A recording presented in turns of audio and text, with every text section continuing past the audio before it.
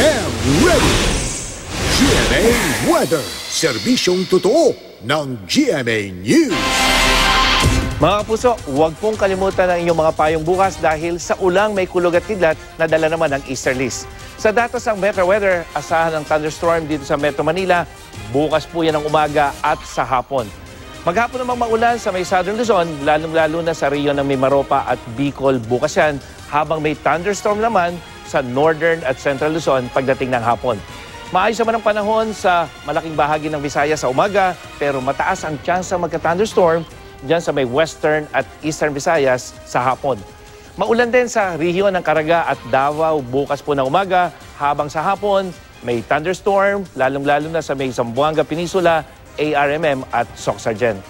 Mga kapuso, wala namang inaasahang bagyo na mabubuo sa Philippine Area of Responsibility hanggang sa matapos ang buwan ng Pebrero.